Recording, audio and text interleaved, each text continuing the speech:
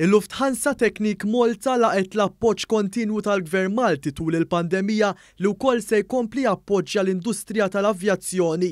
Dan ħareġ propju fi żjara li għamlet il-Ministru għall-Intrapriża Mirjam Dalli f'din il-kumpanija fejn enfasizzat l-impenn tal-Gvern li jgħin l-industrija tal-avjazzjoni fil-kuntest ta' pandemija li qed tħalli l-effetti tagħha madwar id-dinja. Il-kap eżekuttiv tal-Lufthansa Technik Malta John Mayhin kellu biss kliem ta' tifħir għall-Gvern Malti u semma l-appoġġ kontinwu minn Malta Enterprise flimkien mal-impenn mill-Lufthansa Technik u l-flessibilità kontinwa tal-kumpanija biex il-ħaddiema jibqgħu fuq il-post tax-xogħol. Our relationship with the Maltese government has always been excellent, and so it's a great pleasure for me today to welcome Minister Dalli to Lufthansa Technik Malta.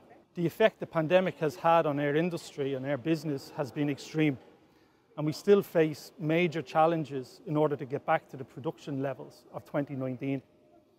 We need the continued support from the government and from Malta Enterprise, together with the commitment from our shareholder, Lufthansa, and the ongoing flexibility from our dedicated workforce.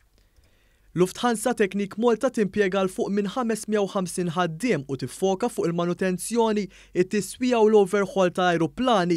Dinja waħda minn diversi kumpaniji f'Malta li benefikaw mill-iskema tal-għajnuna tal-Gvern fil-ħlas tal-pagi matul l-2020 u se tkompli tibbenefika mill-iskema riveduta. Minnaħa tagħha l-Ministru Dalli semmit il-ħidma tal-Gvern f'dan il-qasam. Aħna bħala Gvern kommessi li nkomplu nsostnu l-industrija tal-avjazzjoni f'pajjiżna u rridu nagħmlu dan bl-iskemi li jistgħu jgħinu l-industrija tal-avjazzjoni. Ewlenija fosthom fl-aħħar xhur kienet l-iskema tal-Wage Supplement li dan il-Gvern huwa kommess li jkompli iwassal lill-industriji li l-aktar għandhom bżonn